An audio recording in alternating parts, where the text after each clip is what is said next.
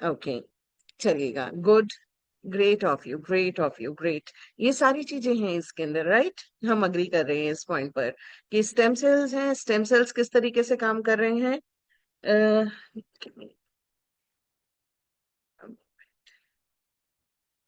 So dear friends, इसके अंदर sound नहीं आ रहा है, आप प्लीज चेक कीजिए। बाकी लोगों को साउंड क्लियर है? साउंड क्लियर है? अगर आपको आवाज क्लियर सुनाई दे रही साउंड है, क्लियर है ma'am. Great. All right, thank you so much sir, somebody wrote it, तो आई जस्ट इंक्वायर्ड।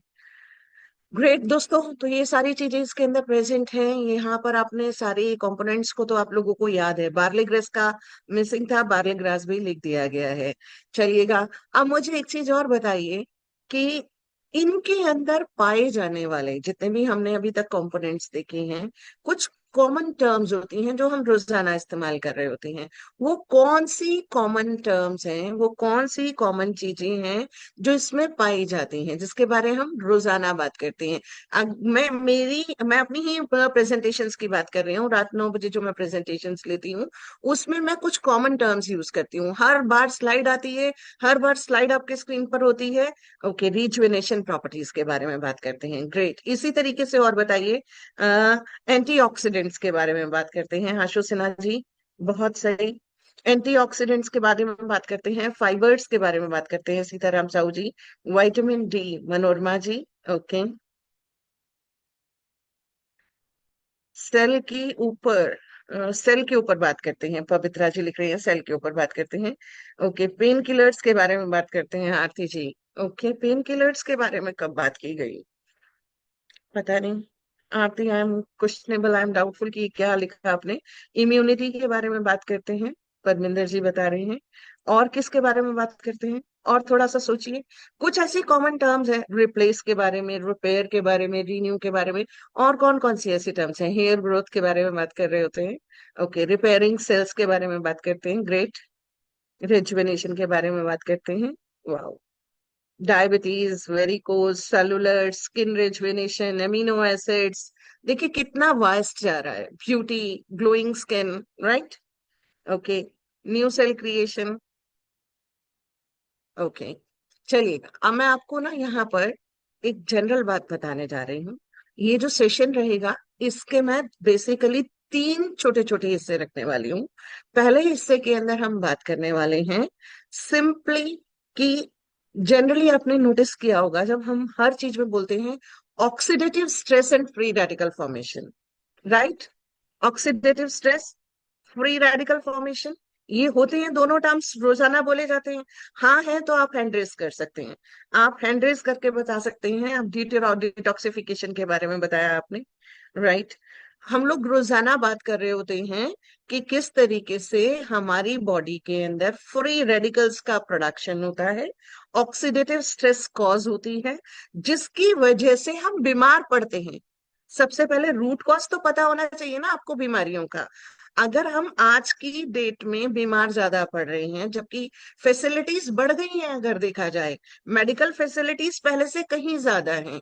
इतना ज्यादा पहले कहीं होता था कि कोई छोटा सा बात है सर्जरी करा लो, इस तरीके से इतने कॉमन ऑपरेशंस होते थे। इतना कॉमन ऑपरेशंस नहीं हुआ करते थे, इतने कॉमन, इतनी ज्यादा हाईली इफेक्टिव मेडिसिन नहीं हुआ करती थी, इतनी पावरफुल मेडिसिन नहीं होती थी जितनी आज की डेट में हम ले रहे हैं। और इतने ज्यादा, अ, अगर हम बात करें तो हम लोगों के अंदर अवेयरनेस जो है वो अब ज्यादा है। उसके बावजूद बीमारी और ज्यादा स्पीड पर बढ़ रही है। बीमारी का स्पीड जो है वो और ज्यादा हाई है। एग्री करते हैं तो मेरे को ए लिख के भेजिए, सिर्फ ए लिख के भेजिए। अगर आप मेरी इस बात से सहमत हैं तो ए लिख कर ड्रॉप कीजिए, ज्यादा बड़े बड़े वर्ड्स नहीं लिखना है, ए लिख दीजिए। अग्री करते हैं, देखिए सारे लोगों ने लिख के भेजा है ए, इसका मतलब अग्री कर रहे हैं, आप मेरी इस बात से सहमत हैं कि बीमारियां, जो लेने का हमारा जो मतलब मेडिकल फैसिलिटीज बढ़ चुकी हैं, हमारे पास बहुत सारे ऑप्शंस हैं ट्रीटमेंट के, हमारे पास अवेयरनेस है, हम अलर्ट हैं पहले से। उसके बावजूद भी बीमारियां कंट्रोल नहीं आ रही हैं, बीमारियों की संख्या बढ़ती चली जा रही है। हमारी बॉडी में रोजाना प्रॉब्लम्स नई नई और नए नई तरीके की, सबसे बड़ी बात है जिनके बारे में पहले कभी सुना नहीं, ऐसी बीमारियां सुनने को मिलती हैं, ऐसी ऐसी चीजें सुनने को मिलती हैं। डॉक्टर्स के डायग्नोसिस में इतना ज्यादा डायग्नोस्टिक सिस्टम्स बढ़ गई हैं। डॉक्टर के पास आप जाओगे, पहले नब्ज देख कर इलाज हो जाता था। आज की डेट में क्या होता है, 50 टेस्ट पहले कराए जाते हैं, राइट? आर लिखिए, राइट का मतलब आर लिखिए। अगर आप मेरी इस बात से सहमत है तो आर लिख कर भेजिए कि पहले इतना नहीं होता था। आज की डेट में 50 टेस्ट, आप जरा सा लेकर जाओ, डॉक्टर को कंप्लेन करो, वो कहे, पहले ये टेस्ट करा के आओ। सारे टेस्ट होने के बाद ही वो हमें जाके बता पाते हैं कि आपको ये बीमारी है, और फिर उसका जाके एक ट्रीटमेंट शुरू होता है। फिर वो भी ट्रीटमेंट नहीं है, वो भी प्रॉपर ट्रीटमेंट नहीं है, वो भी क्योर नहीं हो रहा है, वो भी आपको जो है सुपरफिशियली दवाइयां देकर उसको रोक दिया जा रहा है, आगे बढ़ने से स्टॉप कर दिया जा रहा है, रूट कॉज के ऊपर काम नहीं हो रहा है। तो आज सबसे पहले हम लोग जानेंगे ऑक्सीडेटिव स्ट्रेस क्या होती है, जिसकी वजह से बीमारियां बढ़ रही हैं, फ्री रेडिकल्स किस तरीके से हमारी बॉडी में प्रोड्यूस हो रही हैं। और बिफोर आई शेयर दैट, मैं एक छोटा सा वीडियो दिखाने जा रही हूँ आपको। वीडियो इंग्लिश में है, थोड़ा अटेंटिव रहिएगा, मैं उसको थोड़ा सा हिंदी में बाद में एक्सप्लेन जरूर करूंगी, राइट? तो आइएगा, चलिए सबसे पहले हम स्क्रीन शेयर करके आपको कुछ स्पेशल स्पेशल, आज मैंने आपके लिए बहुत स्पेशल स्पेशल वीडियो सेलेक्ट किए हैं, राइट? और मैं सबसे पहले आपको एक ह्यूमन बॉडी के बारे में दिखाने जा रही हूँ कि ह्यूमन बॉडी किस तरीके से काम करती है।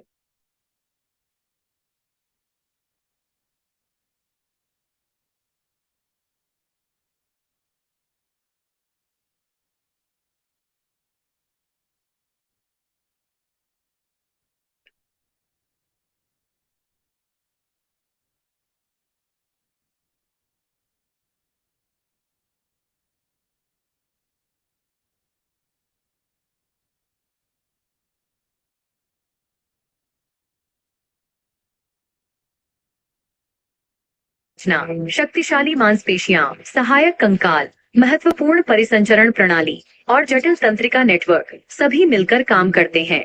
हर जीवन के आंदोलन को शक्ति देते हैं, जो हमें हर दिन जीने की अनुमति देता है। मानव शरीर की जटिल संरचना, शक्तिशाली मांसपेशियां, सहायक कंकाल, महत्वपूर्ण परिसंचरण प्रणाली और जटिल तंत्रिका नेटवर्क सभी मिलकर काम करते हैं। हर जीवन के आंदोलन को शक्ति देते हैं, जो हमें हर दिन जीने की अनुमति देता है। मानव शरीर की जट देखा दोस्तों, ये एक बॉडी जो है, ये कितने सारे डिफरेंट सिस्टम से मिलकर बनी है। एक आपका पूरा का पूरा एक स्केलेटन अलग दिखाया है, एक नर्व सिस्टम अलग दिखाया है जिसमें पूरा का सिर्फ नर्व स्केलेटन है। पूरी बॉडी के अलग अलग पार्ट्स मिलकर कंपोज होकर किस तरीके से ये बॉडी बना रहे हैं, इसको एक बार फिर से गौर से देखिएगा, क्योंकि आज हम ना इनके बेसिक रूट कॉजेस के ऊपर काम करेंगे। रूट कॉजेस के ऊपर वर्क करेंगे, फिर हम अपने प्रोडक्ट के बारे में आएंगे, आपको प्रोडक्ट की अंडरस्टैंडिंग इजली हो जाएगी। दिल संरचना, शक्तिशाली मांसपेशियां, सहायक कंकाल, महत्वपूर्ण परिसंचरण प्रणाली और जटिल तंत्रिका नेटवर्क सभी मिलकर काम करते हैं। हर जीवन के आंदोलन को शक्ति देते हैं, जो हमें हर दिन जीने की अनुमति देता है। मानव शरीर देखा आपने? Okay, give me a moment, मैं और स्क्रीन शेयर करके और कुछ चीजें आपसे शेयर करने जा रही हूँ। को शक्ति देते हैं, जो हमें हर दिन जीने की अनुमति। मानव शरीर की जटिल संरचना, शक्तिशाली मांसपेशियां। Second video is also similar kind, लेकिन ये थोड़ा सा डिफरेंट है। आप इसमें बॉडी के इंटरनली किस तरीके से हमारी स्किन की जो स्किन है, क्योंकि स्किन डिजीजेस के ऊपर इसके रिजल्ट्स बहुत इफेक्टिव हैं, तो स्किन की कितनी लेयरिंग्स हैं, स्किन किस तरीके से काम कर रही है, इसके ऊपर एक छोटा सा ग्लिम्स देखिए।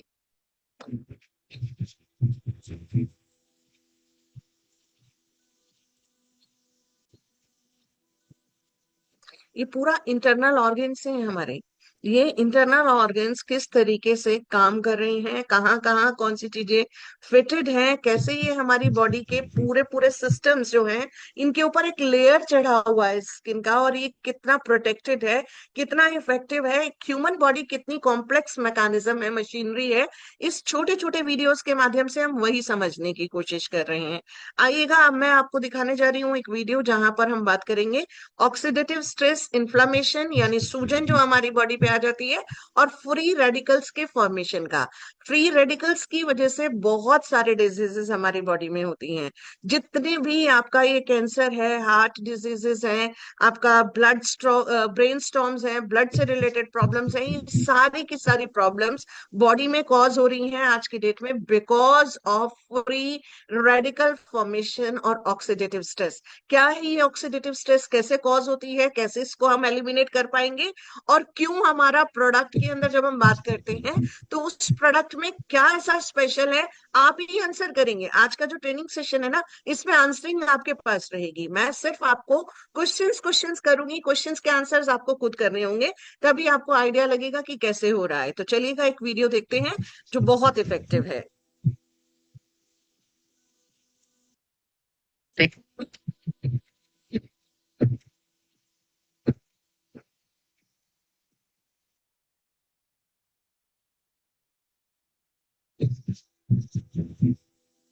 Have we had so much opportunity to live a healthy life? We have year-round access to advanced medical treatments, clean water, and fresh produce. However, our modern world has also exposed us to many harmful elements. Environmental toxins, processed foods, stress, and drugs all take a toll on the body. As a result, our bodies have been forced to deal with inflammation, free radical damage, and oxidative stress. In this lesson, we will discuss these factors and how they impact your health. We are all familiar with the inflammation that comes with a scrape on the knee. Inflammation is the body's natural reaction to something harmful or irritating. Within moments, the skin surrounding the scrape gets red, swollen, and painful. Inflammation serves a valuable purpose. It's an early and necessary step in the healing process. In the case of an accident or injury, it typically runs its course and all signs disappear within a few days. However, inflammation can occur inside the body. This type of inflammation can be chronic and systematic. For example, the linings of the blood vessels can become inflamed throughout the body. Chronic inflammatory processes like these may not present with any symptoms until damage has already been done. For instance, chronic inflammation of blood vessel linings is thought to be associated with an increased risk of plaque buildup. There are types of internal inflammation that can present symptoms.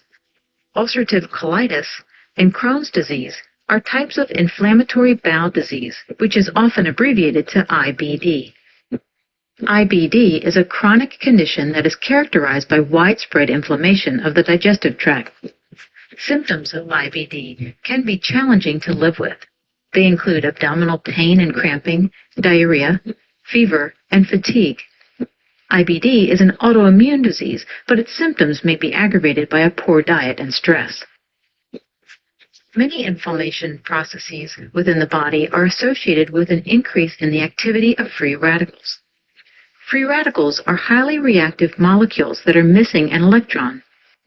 This missing electron makes the free radical unstable.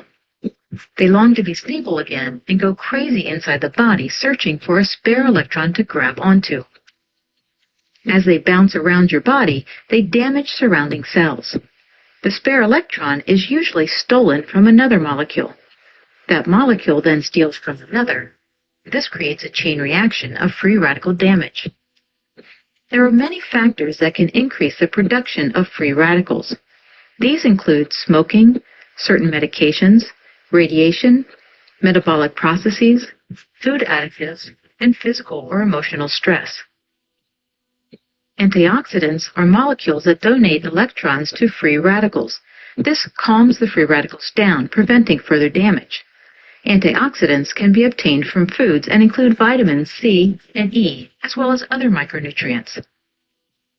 If the body is unable to break the cascade of free radical damage, it can experience oxidative stress.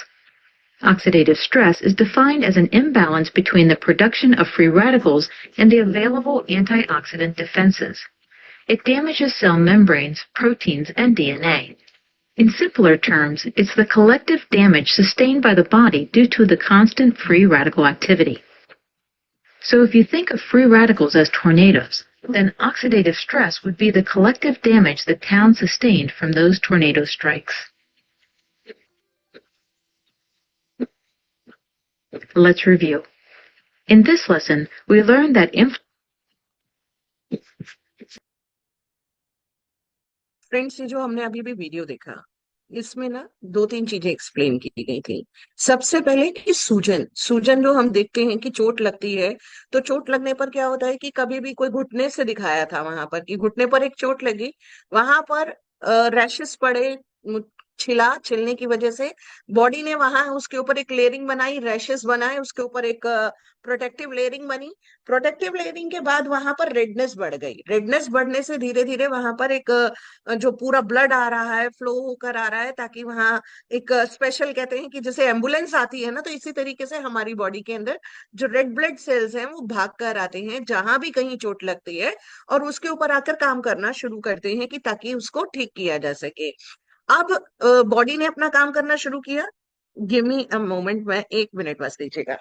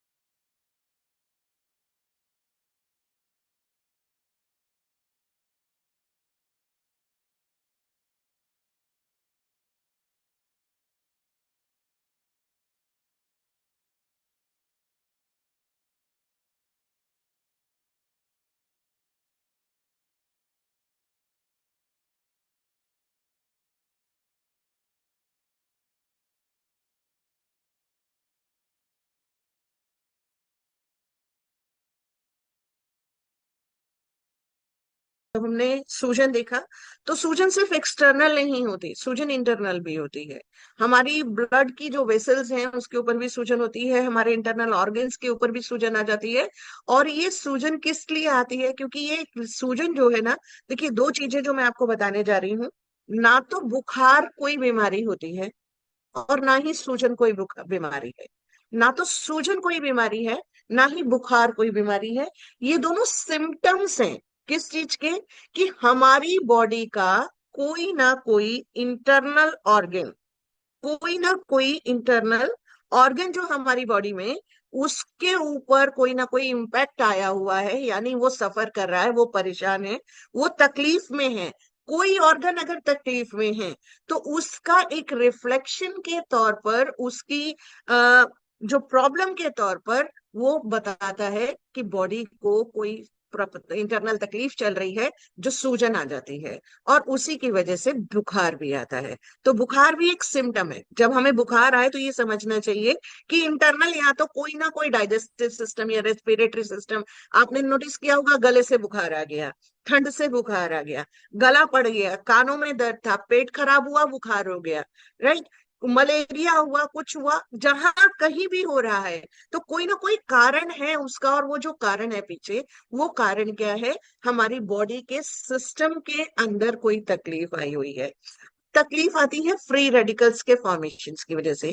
Free radicals हमने अभी अभी देखा, एक ऐसा radical रहता है जो बहुत रिएक्टिव है, जो बहुत हाईली एनर्जेटिक है, क्योंकि उसके अंदर इलेक्ट्रॉन की कमी है। उसके पास इलेक्ट्रॉन की कमी है, तो वो इलेक्ट्रॉन की तलाश में, जो कोई भी नेक्स्ट मिला उससे उसने इलेक्ट्रॉन को बटोर लिया। अब वो अगले को, अगले को, अगले को, इस तरीके से एक चेन रिएक्शन शुरू हो जाती है। और जब तक बहुत लंबे समय तक अगर हमारी बॉडी में एंटीऑक्सीडेंट्स की भरपाई ना हो रही हो, हमारे को बॉडी में एंटीऑक्सीडेंट्स ना भरपूर तरीके से मिल रहे हो, तो हमारी बॉडी में ऑक्सीडेटिव स्ट्रेस बनने लगती है। और ऑक्सीडेटिव स्ट्रेस की वजह से हमारे को इंटरनली बहुत सारी बीमारियां, जैसे कि हार्ट अटैक, जैसे कि आपका कैंसर, जैसे आपका ब्लड के सर्कुलेशन के अंदर प्रॉब्लम, आपकी स्किन की प्रॉब्लम्स होना, आपके ब्रेन के अंदर प्रॉब्लम होना, ये सारी की सारी प्रॉब्लम्स वहीं से जनरेट होती हैं और वहीं से आगे बढ़ रही होती हैं। इतना क्लियर है? क्लियर है तो सी लिख के भेजिए। इतना क्लियर है कि फ्री रेडिकल्स कैसे बन रहे हैं? फ्री रेडिकल्स ऑक्सीडेटिव स्ट्रेस को कॉज करते हैं, और ऑक्सीडेटिव स्ट्रेस की वजह से हम लोगों को यहाँ पर आगे और तकलीफें मिलती चली जाती हैं।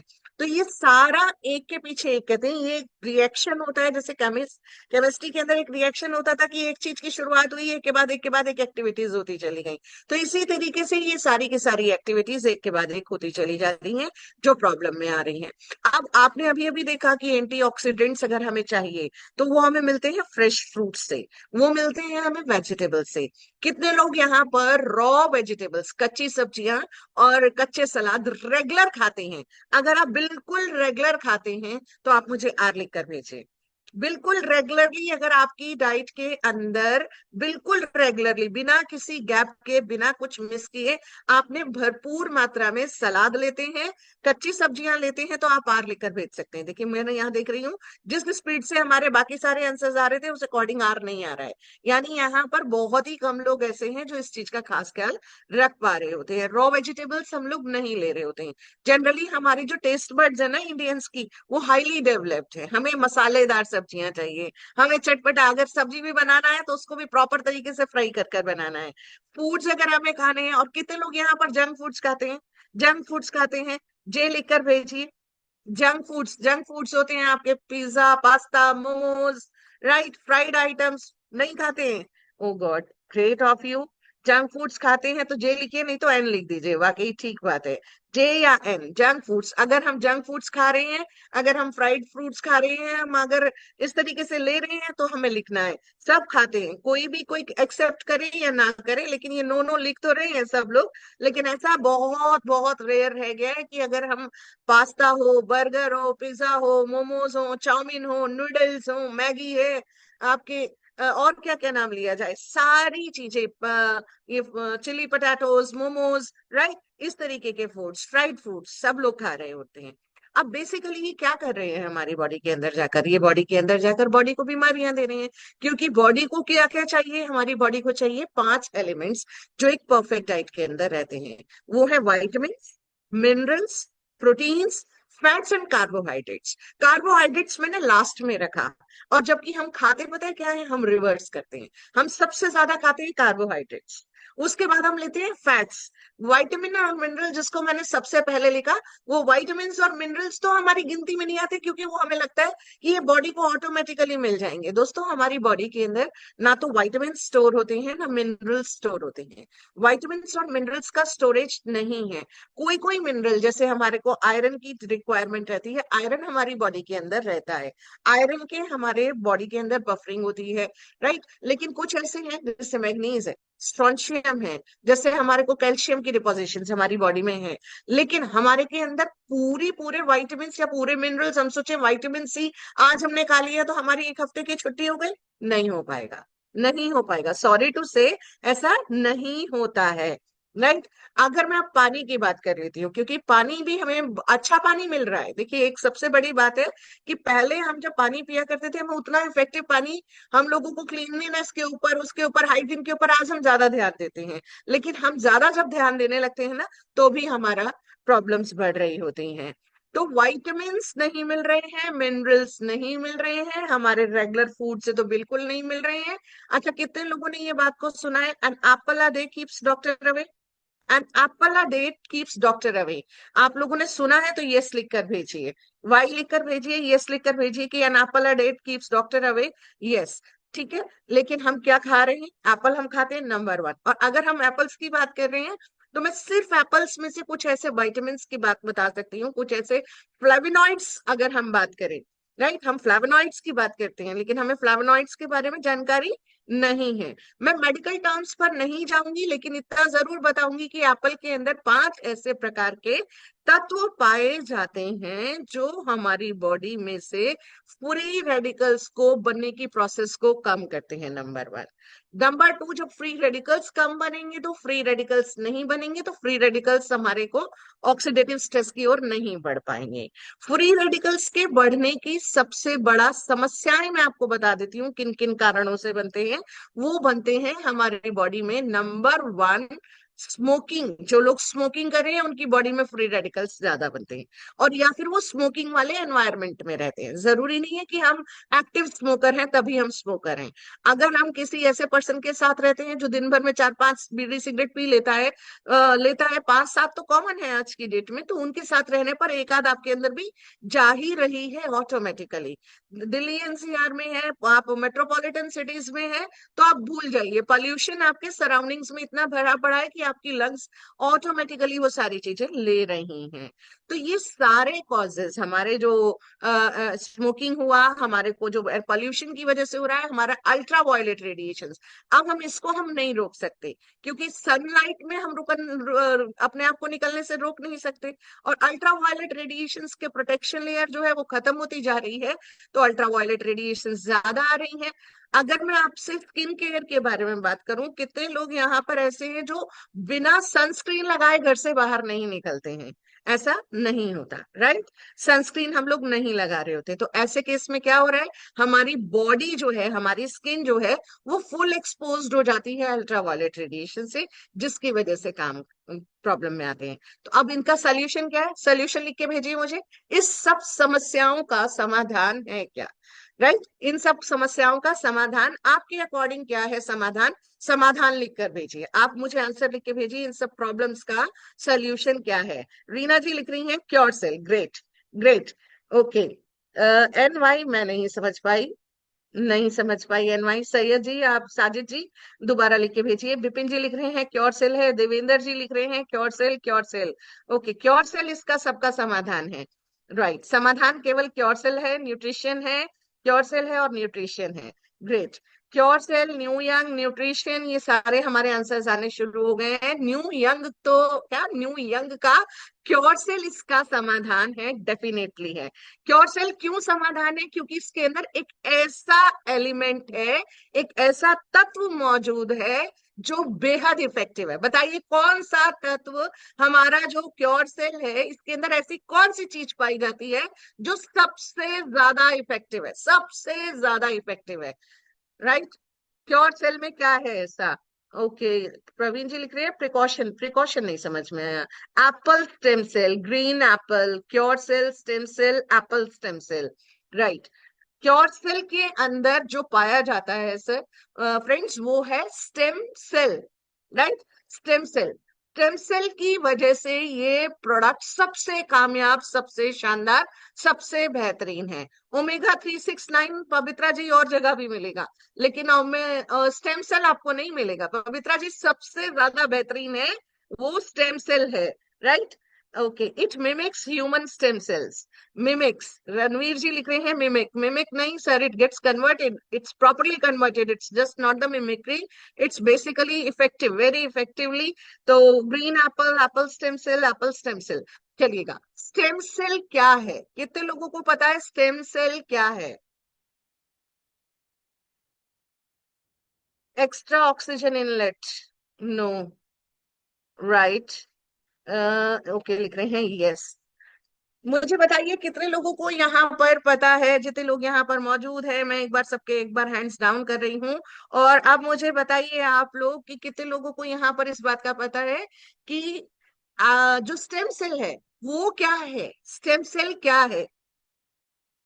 ओके, झाला जी मैंने आपको अनम्यूट करने का ऑप्शन दिया, बताइए क्या है स्टेम सेल?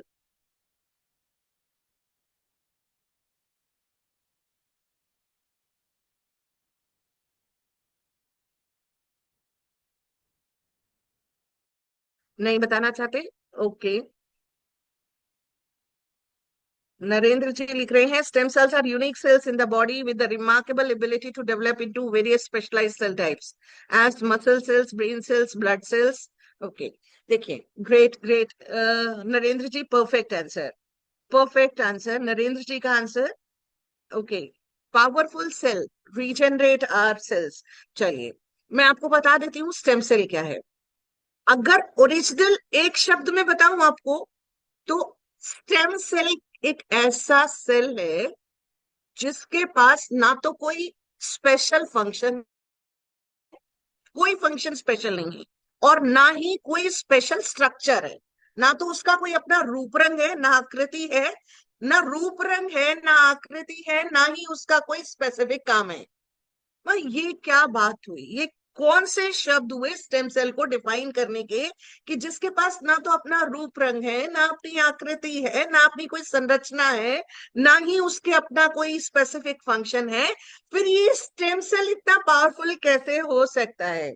राइट, बहुत बड़ा क्वेश्चन है ये। तो मैं आपको बताती हूँ, स्टेम सेल के अंदर एक बेहद खास क्वालिटी है। पता है क्या क्वालिटी है?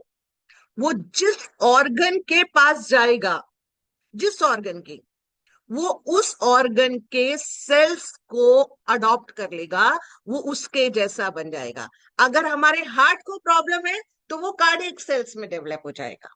अगर हमारे ब्रेन में प्रॉब्लम है तो वो हमारे न्यूरॉन्स के अंदर कन्वर्ट हो जाएगा। अगर हमारी स्किन के अंदर प्रॉब्लम है तो वो हमारी स्किन सेल्स में कन्वर्ट हो जाएगा। एपिडर्मल सेल्स हुई, एपिथेलियल सेल्स हुई, जिस तरीके की, जिस लेयर के अंदर, डर्मल, एपिडर्मल, राइट, डर्मिस, कितनी जिस भी तरीके की, उसमें कन्वर्टेड हो जाएगा।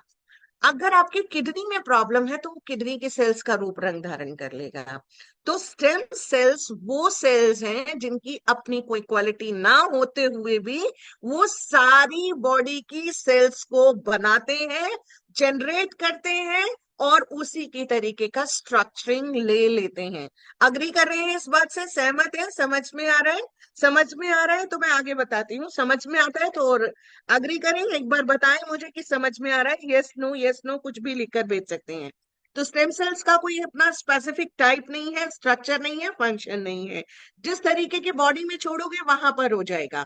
और सबसे इंपॉर्टेंट बात अब मैं आपको बताने जा रही हूँ कि ये जो स्टेम सेल्स हैं, ये कई तरीके की होती हैं। राइट, 4-5 वैरायटी है स्टेम सेल्स की अपने आप में। और इनके अंदर एक इंपॉर्टेंट चीज है कि ये अपने आप को डिवाइड करती हैं 15 to 20 to 30 टाइम्स। कोई 15 टाइम्स है, कोई 20 है, तो कोई 25 है, तो कोई 30 टाइम्स है।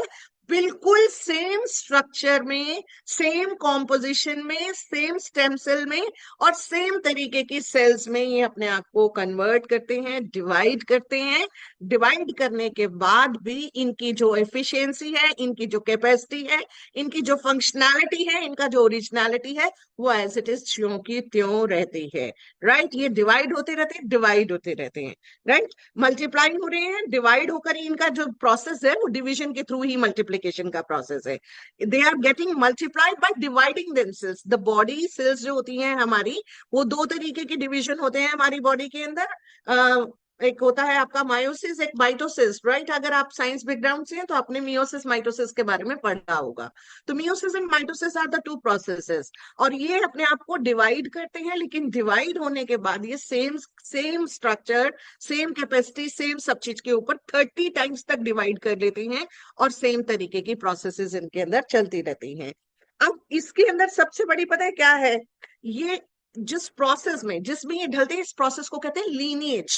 लीनिएज का मतलब है, अगर इसको कार्डियक सेल्स में डेवलप होना है तो ये कार्डियक सेल्स का स्ट्रक्चर ले लेते हैं, ब्रेन सेल्स में होना है तो ब्रेन सेल्स का स्ट्रक्चर ले लेते हैं। तो ये जो प्रोसेस है ये कहलाता है लीनिएज। अगर हमने इनको, अगर हमें सपोजिंगली हमें पता है कि हम लोगों ने स्टेम सेल्स की थेरापी के बारे में पढ़ा, हम लोगों ने स्टेम सेल्स की थेरापी को समझा और जाना है।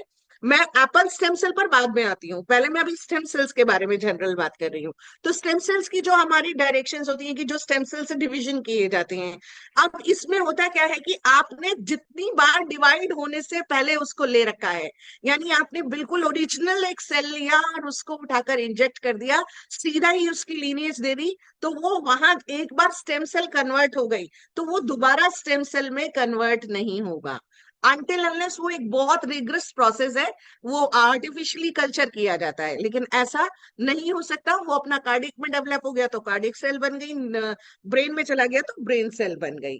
तो लीनिएज हो जाता है। लीनिएज हो जाने के बाद वो हमारी बॉडी के उन बेसिक फंक्शंस को कंट्रोल करते हैं, गवर्न करते हैं, रीन्यू करते हैं, रिपेयर करते हैं, जो अभी हमने सारी चीजें पढ़ी थी। अब आते हैं दोस्तों, आप सबको पता है, एक क्वेश्चन करती हूँ, चलिए, व्हाट इज एजिंग? एजिंग क्या है? एजिंग क्या है? एजिंग किसे बोलते हैं? एजिंग कोई बताना चाहेगा तो हैंड रेज कीजिए, एजिंग किसे कहते हैं? चलिए मैं बता देती हूँ आपको। एजिंग एक प्रोसेस है जिसमें सेल्स के डीजेनरेशन की, बिल्कुल सही बात है, degeneration of cells is called ageing. ये जो डीजेनरेशन का जो प्रोसेस है, सेल्स के जो मरने की प्रक्रिया है, डाई होने की प्रक्रिया है। देखिए हर सेल हर थोड़े टाइम में अपने आप जो है मरती जाती है, पुरानी सेल्स डैमेज हो जाती हैं, मर जाती हैं, और नई सेल्स उनकी जगह लेती रहती हैं। जैसे हमारी अगर इंटेस्टाइन की बात करूं, तो आंतों की लाइनिंग जो है वो 3 से 5 दिन के अंदर अपने आप को चेंज कर लेती है, इंटेस्टाइनल लाइनिंग। और हमारी बॉडी जो है उसकी हीलिंग कैपेसिटी सबसे ज्यादा हाई है। हमारी जो रेड ब्लड सेल्स हैं, इससे पहले भी मैं कई बार बता चुकी हूँ, वो 120 डेज के अंदर रीजनरेट होती हैं। तो कोई भी बीमारी को अगर आपको जड़ से खत्म करना है, तो आपको कम से कम क्योर सेल को 150 डेज लेना चाहिए मिनिमम। 150 डेज अगर हम चाहते हैं कि हमारी बॉडी में से ये पूरी तरीके से एलिमिनेट हो जाए, खत्म हो जाए। तो दोस्तों, जब हमारी जो सेल्स हैं, उनका पुरानी सेल्स ज्यादा स्पीड पर मर रही हैं, खत्म होती चली जा रही हैं, डीजेनरेट हो रही हैं, और नई सेल्स जो है वो बन नहीं पा रही हैं, ये प्रोसेस कहलाती है एजिंग।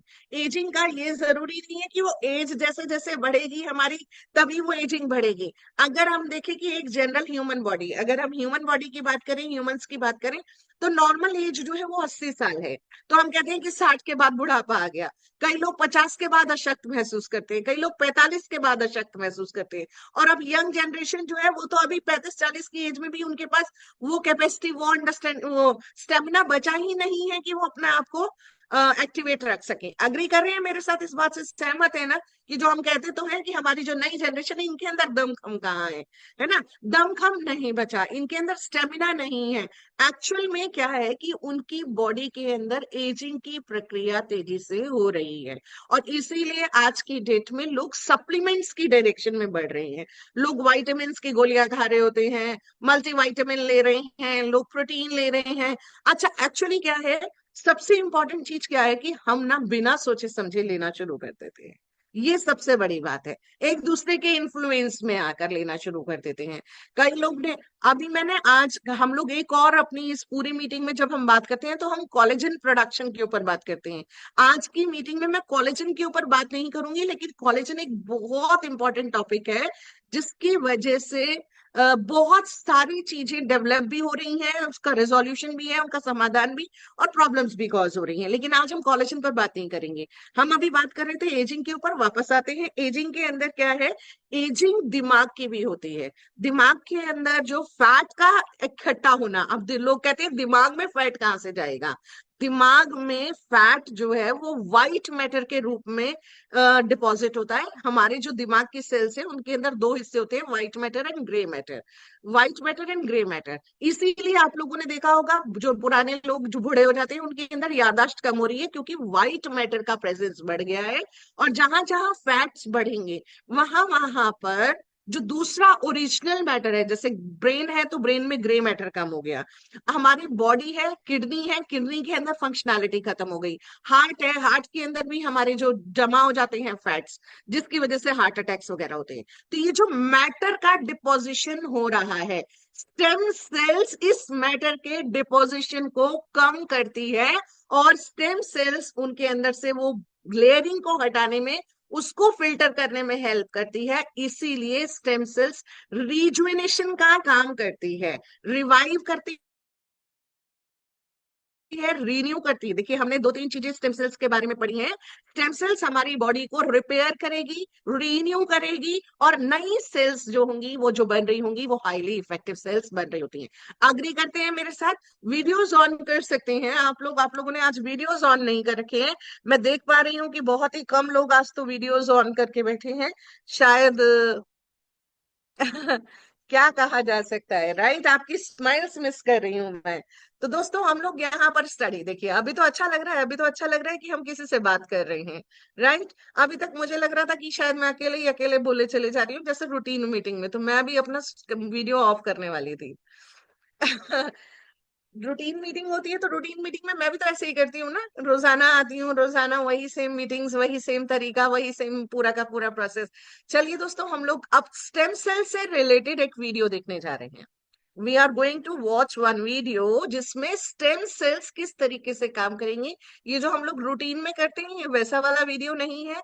अगेन एक इंग्लिश वीडियो है, इसके पीछे मैं फिर से हिंदी में इसको एक्सप्लेन कर दूंगी आप लोगों को अच्छे से। वो 5 मिनट का वीडियो बहुत इफेक्टिव वीडियो है, इसको देखिए और समझिएगा कि स्टेम सेल्स कैसे हमारी बॉडी में हेल्प कर रही हैं हमारी बॉडी को रीन्यू करने के लिए, right?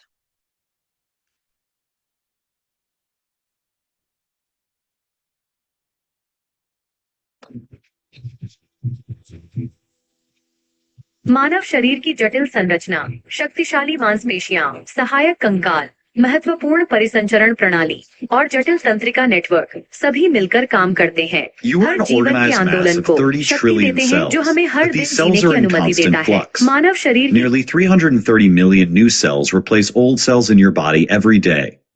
Your intestinal lining renews itself every 3 to 5 days. Red blood You are an organized mass of 30 trillion cells, but these cells are in constant flux. Nearly 330 million new cells replace old cells in your body every day. Your intestinal lining renews itself every 3 to 5 days. Red blood cells die in just 120 days and so are regularly replaced. This constant cycle of regeneration keeps you alive. Your skin remains intact, your blood flows uninterrupted, and your gut stands resilient in the face of harsh acids. None of this would be possible without a group of supercells in your body called stem cells. Over the last 50 years, we've uncovered some truly epic science surrounding these stem cells. Their regenerative abilities have brought them into focus as therapies for diseases, especially those of the blood. So, what are stem cells? How do they function? And how are they responsible for your existence, growth, and maintenance? Stem cells have two unique abilities that define them. Firstly, they can self-renew to create more stem cells, and secondly, they can differentiate into many different types of cells. Stem cells are crucially different from somatic cells in the body. Somatic cells, skin, muscle, fat, brain, or bone cells, cannot divide. A skin cell does not divide to form new skin cells. A skin cell simply gets old and dies. These types of cells are what we call terminally differentiated. Differentiation is a process through which a cell picks its fate, essentially choosing a career for the rest of its life. Aren't we lucky to have the option to quit our jobs whenever we want and shift our lives into a new direction? Most cells do not have that luxury. We used to think differentiation was irreversible, a one-way street from a stem cell to a specialized cell. Essentially, we thought that a cell that becomes a skin cell will remain a skin cell forever. We were wrong, but more on that later. Stem cells have the ability to divide. An epithelial stem cell can divide into a new skin cell and another epithelial stem cell. The stem cells can also divide to make more stem cells. Therefore, an epithelial stem cell divides to self-renew and then differentiates into a skin cell. There are categories of stem cells based on the different cells into which they can differentiate. That measure is called the potency or potential of a stem cell. Totipotent stem cells are basically the MVPs of stem cells. They have nearly infinite dividing capabilities, allowing them to become any cell of an organism. The zygote, the single cell formed from the fusion of egg and sperm, is the OG totipotent stem cell. From its first few cell divisions arises an entire human. You stand today as an organized and systematic mass of trillions of cells arising from a single zygote. If you had to guess, how many cell types do you think an adult human has? Tell us in the comments below. There are also pluripotent stem cells to consider. Pluripotent stem cells are slightly more restricted than a zygote and can form almost all cell types. Embryonic stem cells, or ESCs, are a type of pluripotent stem cell that arise when the zygote divides to form a mass of cells called a blastocyst. When you restrict the fate of stem cells even further, they are called multipotent stem cells. These cells can differentiate into many different kinds of cells of a specific type. Hematopoietic stem cells in the bone marrow divide to make new blood cells, red blood cells, white blood cells, and platelets. The epithelial stem cells we mentioned earlier are another example. They can turn into any type of epithelial cell. Adults do retain some stem cells, which are present in particular niches to help maintain the body, replacing old cells with new ones. They can be multipotent stem cells, such as hematopoietic stem cells, or unipotent stem cells. Unipotent stem cells can only differentiate into one type of cell, meaning that a muscle stem cell can only differentiate into a muscle cell. This raises an interesting question. All cells have the same DNA, so how are some cells stem cells and others not? And as mentioned earlier, cell differentiation was assumed to be irreversible, but is that really true? Yes, cells all have the same DNA, but not all cells express all the genes. Genes are small sections of information in the DNA. Our more detailed video on DNA explains how the molecule works within a cell. Click the link in the top right corner to learn more. In brief, proteins in the cell read the information in a gene and convert that information into proteins the cell needs. The genes that are turned into proteins are the genes that are expressed. The cells switch off certain genes and are therefore not turned into proteins. We say that those genes are not expressed. Thus, a skin cell will only express genes such as the gene for keratin, while a muscle cell won't express that gene at all. In stem cells, this change in gene expression hasn't happened yet, and only occurs when the stem cell specializes. In 2006, researchers Shinya Yamanaka and Kazutoshi Takahashi did something researchers once thought impossible. They managed to convert a skin cell back into a pluripotent stem cell. They discovered 4 genes that controlled. So friends, I think ये यहीं तक video जो था वो बहुत effective और काम का था, क्योंकि इससे आगे का वीडियो थोड़ा अलग डायरेक्शन में जा रहा है, राइट? तो हम वापस आते हैं, समझते हैं। अभी जो हम लोगों ने वीडियो देखा, इस वीडियो के अंदर एक बहुत इंपॉर्टेंट बात को समझाया गया कि स्टेम सेल्स जो हैं वो तो अपने आप को कन्वर्ट कर रहे हैं, मसल स्टेम सेल्स अलग रहती हैं। आपने अभी अभी नोटिस किया होगा कि हर इंटेस्टाइनल स्टेम सेल्स अलग हैं। अब इंटेस्टाइनल स्टेम सेल से इंटेस्टाइनल स्टेम सेल्स डेवलप हो सकती हैं, मसल स्टेम सेल से muscle stem cells further develop हो सकती हैं, लेकिन जो बेसिक स्टेम सेल था जिससे सारी सेल्स डेवलप हो सकती हैं, वो हमारी बॉडी के अंदर एम्ब्रियोनल कॉर्ड के अंदर प्रिजर्व रहता है। इसीलिए एम्ब्रियोनल कॉर्ड को प्रिजर्व करके बहुत सारी बीमारियों के सॉल्यूशंस निकाले जा सकते हैं स्टेम सेल्स के थ्रू। अब आता है क्वेश्चन कि क्योर सेल जो है वो इतना इम्पैक्टफुल या इतना इम्प्रेसिव क्यों है? क्योंकि इसके अंदर प्रेजेंट, पता है क्या है? इसके अंदर प्रेजेंट है apple, right? Apple stem cell, red grape stem cells. अब एप्पल स्टेम सेल्स और रेड ग्रेप स्टेम सेल्स की ऐसी क्या खास फीचर है जो इसको इतना यूनिक, इतना स्पेशल, इतना डिफरेंशिएटेड बना दे रहा है कि ये इतना ज्यादा इम्पैक्टफुल है? जानना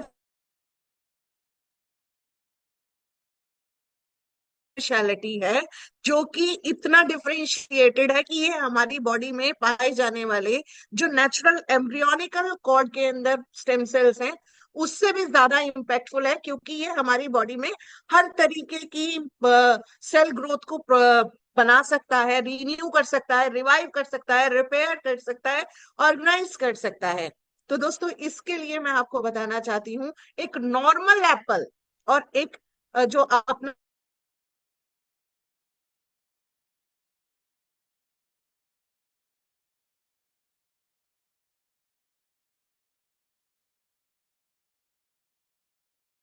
इसके अंदर से ही क्यों एप्पल स्टेम सेल को निकाला जा रहा है, उसी से ही निकालने के बाद उसको क्यों प्रिजर्व किया गया, उसकी एफिशिएंसी कितनी है।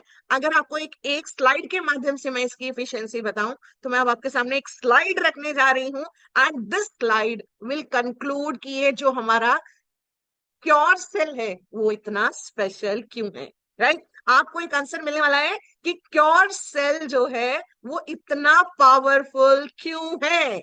इस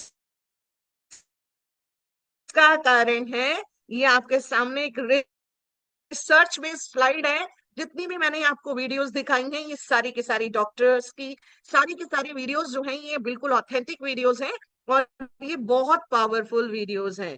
राइट, अभी आइएगा, मैं आपके सामने एक स्क्रीन पर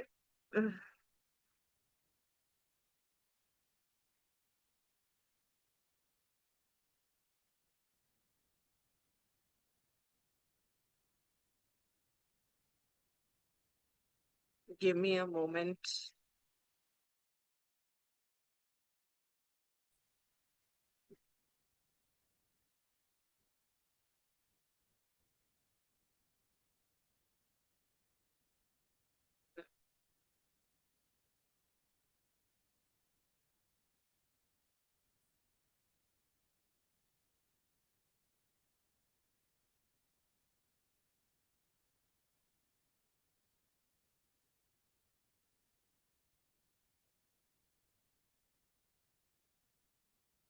दोस्तों आई मिस दैट, क्योंकि ये जो मेरा अभी सिस्टम शट डाउन हुआ था ना, उसमें ये कैनवा ने मेरा वो जो डिजाइन मैंने करके रखी थी वो वापस ले लिया है और मैं अपने टेम्पलेट पर नहीं जा पा रही हूँ। Such no problem at all. बता देती हूँ वो जिस्ट क्या है। वो जिस्ट ये है कि अगर एप्पल स्टेम सेल का 0.01%, कितना, 100वां हिस्सा हमारी बॉडी के अंदर इंट्रोड्यूस होता है, तो वो हमारी बॉडी में 80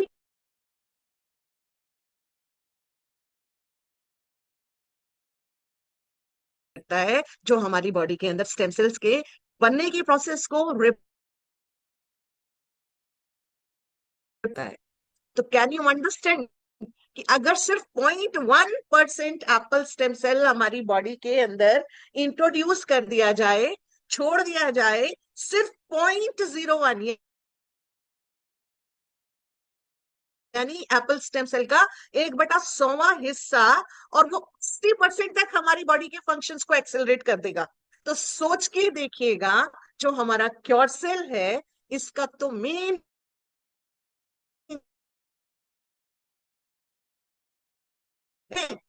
राइट और रॉन्ग, राइट और रॉन्ग, लिख के भेजिए, लिख के बताइए मुझे। R R, right right, wrong लिखना चाहते हैं तो डब्ल्यू लिख सकते हैं।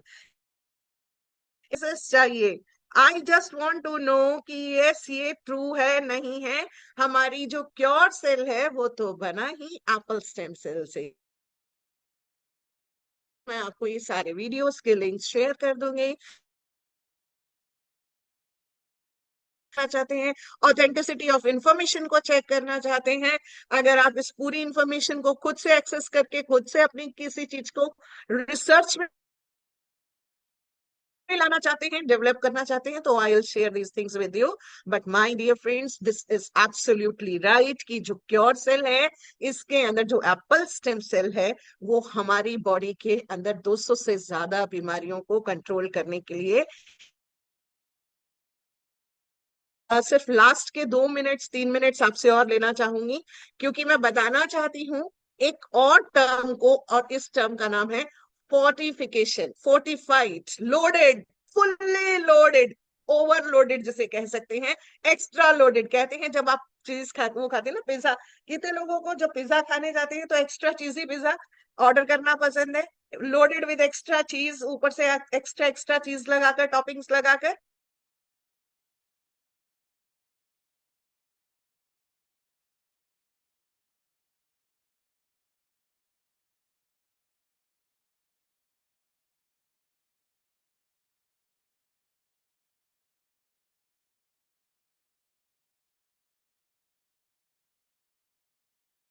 लोडेड है, उसके अंदर बार्ले है, इसके अंदर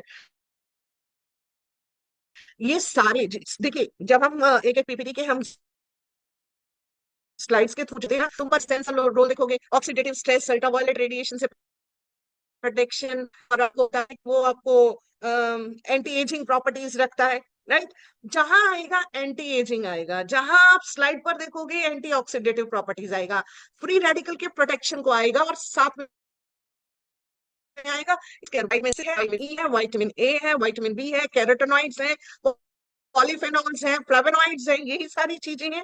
दोस्तों एक्चुअल में हमारी बॉडी को यही सारी चीजें चाहिए होती हैं, और इसीलिए ये स्टेम सेल्स की जो एफिशिएंसी है वो 100% तक पहुंच जाए। 80% तो खुद से सेल्फ सफिशिएंट है, उसको 100% तक एनहेंस करना चाहते हैं, तो के लिए उसके अंदर बार्ली ग्रास, उसके अंदर रेड बेरीज, अकाई बेरीज, उसके अंदर जूसेस, उसके अंदर एक्सट्रैक्ट्स, उसके अंदर क्लोरोफिल, ये सब ऐड किया गया है ताकि हमारी बॉडी से फ्री रेडिकल के प्रोडक्शन को कम किया जा सके, ऑक्सीडेटिव स्ट्रेस को दूर किया जा सके, हमारी बॉडी के अंदर जो नए सेल्स बन रहे हैं वो बेहतरीन तरीके के बने, और हमारी बॉडी को प्रॉपर विटामिन्स और न्यूट्रिशन की कमी ना रहे, ताकि हमारी बॉडी इससे सही हो सके। और दोस्तों एक इम्यून सिस्टम ही आपको से बचा सकता है, nothing else can make you better.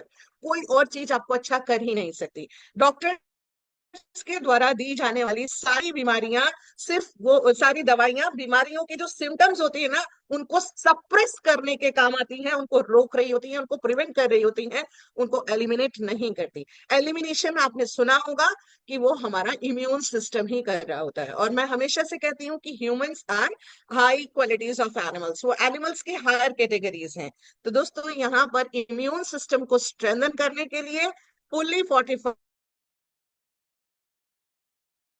का भरपूर तरीके से इस्तेमाल कीजिए, और कोई भी क्वेश्चन हो तो आप लोग कभी भी कर सकते हैं। लेकिन आज के सेशन में बस इतना ही। Thank you so much for your kind attention. आप लोग अटेंटिव रहे, स्माइलिंग रहे, पूरे में पार्टिसिपेट किया आप लोगों ने, आपका दिल से धन्यवाद। Thank you so much everyone, and over to you Jolly sir.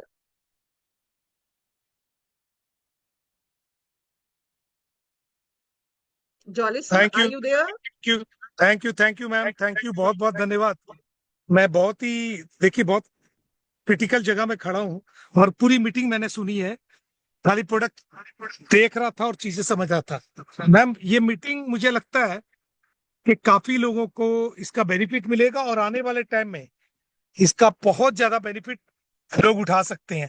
Thank you ma'am, आपने एक बहुत बड़ा प्रयास किया, और ये प्रयास होते रहना चाहिए, आपका साथ चाहिए। हेलो।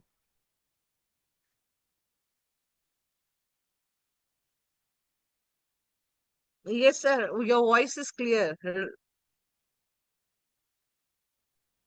तो मैम मुझे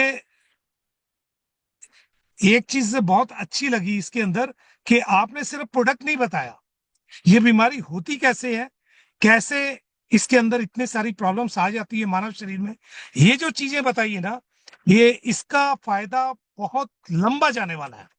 प्रोडक्ट के बारे में तो हर कंपनी बता देती है कि ऐसे प्रोडक्ट है, ऐसे प्रोडक्ट है, लेकिन ये प्रोडक्ट हमारे शरीर पर कैसे आने वाले टाइम में रिजल्ट देगा, इसका बहुत बड़ा इफेक्ट आएगा।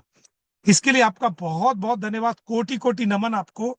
और ये मीटिंग हमारे लोग कह रहे हैं, thank you ma'am for regarding about knowledge, और लोग ये भी कह रहे हैं कि नेक्स्ट मीटिंग कब है।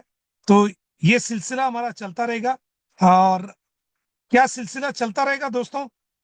मैं एक बार हैंड रेस करवा कर देख लूं, क्या ये सिलसिला चलता रहना चाहिए? Okay okay okay okay, good good good good good, बढ़ते जा रहे हैं। क्या ये, यस यस यस, लोगों ने यस कर कर कह दिया। तो मैम थैंक यू, आपका बहुत बहुत धन्यवाद। आपका, आपकी इसी ब्लेसिंग के साथ लोगों की लाइफ में बहुत बड़ा बदलाव आ जाएगा, और लोग काफी आगे बढ़ेंगे, काफी चेंजेस आएगा, इसमें आपका बहुत बड़ा हाथ होगा। थैंक यू मैम आपका, और आशा करता हूं कि अगली बार हम लोग और भी आगे आगे आगे और बहुत कुछ सीखेंगे मैम से। थैंक यू मैम, आपका जितना भी धन्यवाद किया जाए वो